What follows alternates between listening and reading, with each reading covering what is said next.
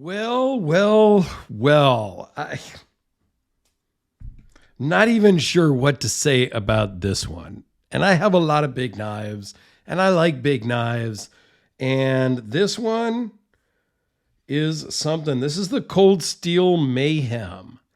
It's the last of the Cold Steels I have loaned in from Nick down in New Zealand that we're going to talk about today. I think that's the last Cold Steel that I can probably get boxed up and shipped down to him.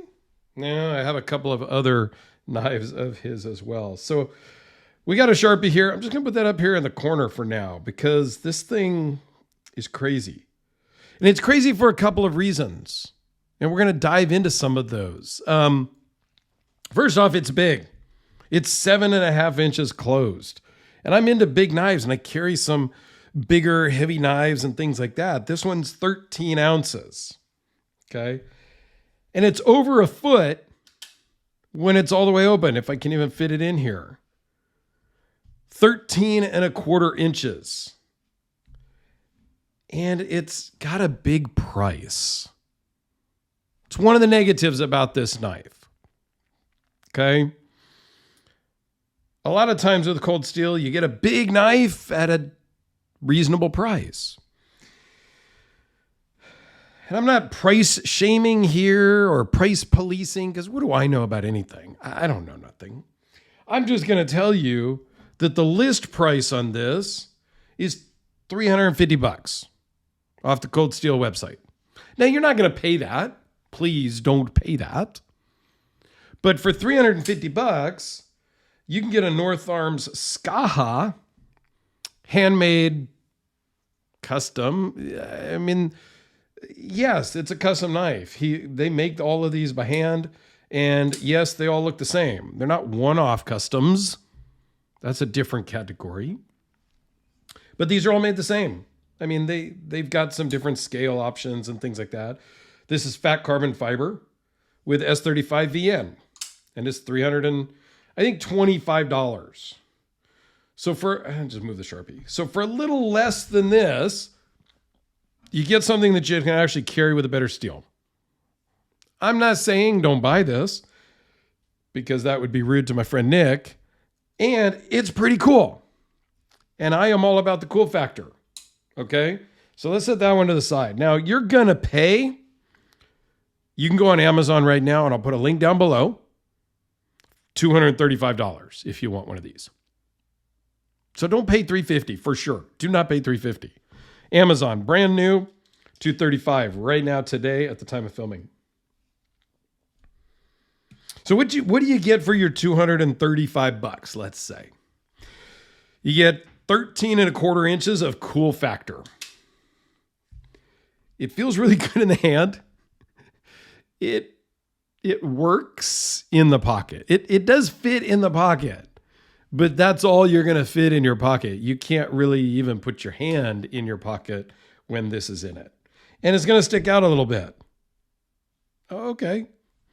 5.9 inch blade. It's advertised at 6 inch blade. I measure from the very forwardmost part of the scale. If you go from the backside here, yeah, you're going to get 6 inches. Okay. Whatever. It's only OS 10A, which is not terrible. It's better than OS 8. Not as good as S35 or M390 or any of these super steels. But you get OS 10A. It does come crazy sharp. Feels good in the hand. And it has what they call their Atlas lock. And I am going to put up here a blow up of the Atlas lock. I don't know all the details. You basically have 2 pins here. And the Atlas lock is kind of like a fork here that goes this way. And when you pull back on the spring, it comes this way. So the blade is pushing down. Well, the blade tang is pushing up on that bar. And the 2 stop pins are pushing down on the bar. They claim it's stronger than the Triad lock.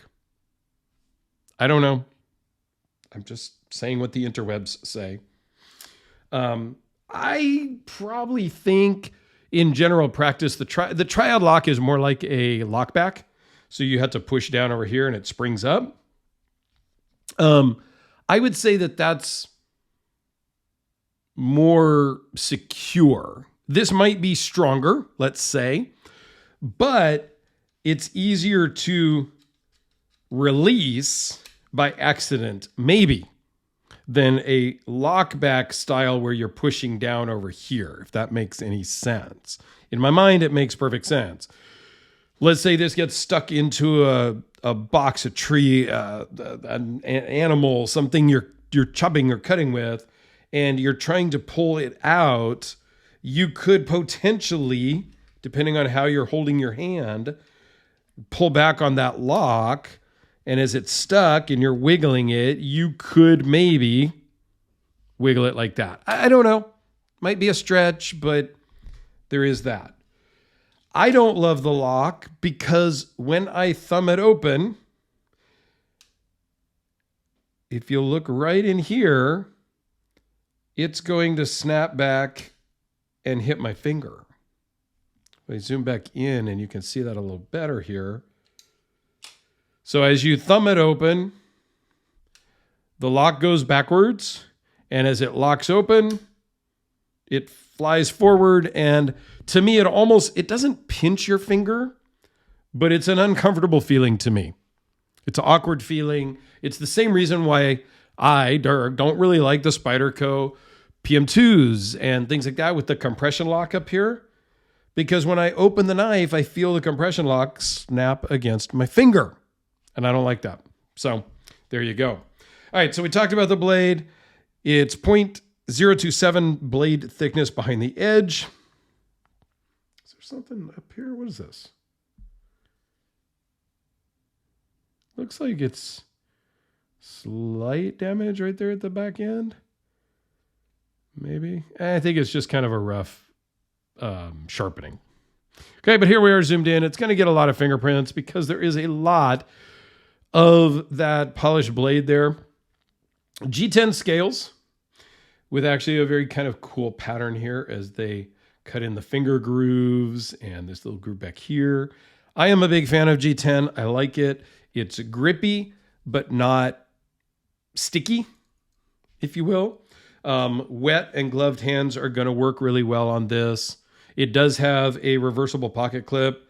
You actually have two pocket clips because this is curved this way, and if you flipped it around this way, it would be curved the wrong way. So they do include two pocket clips, which is cool.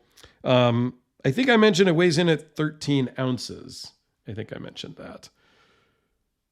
All in all, it's a cool, giant, crazy thing here. And if I give you a couple of size comparisons, we already did the Sharpie. Here it is with the Delica, just to give you some perspective.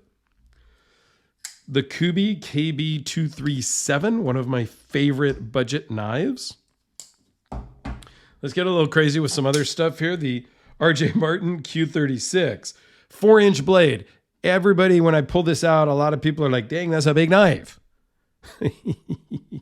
Nope, that's a big knife. Okay, and because we're here, how about one of the Hellraisers? Let's go production Hellraiser, since this is a production knife. The production Hellraiser with the Damasteel blade. I love this one. Got it from a very dear friend of mine, Justin, who I actually spent a lot of time talking to on the phone the other night. He's got a business idea he's thinking of and wanted some advice from me. Man, if you're asking for business advice from me, I don't know how that's going to go. And just because I've got this one here, the custom Hellraiser.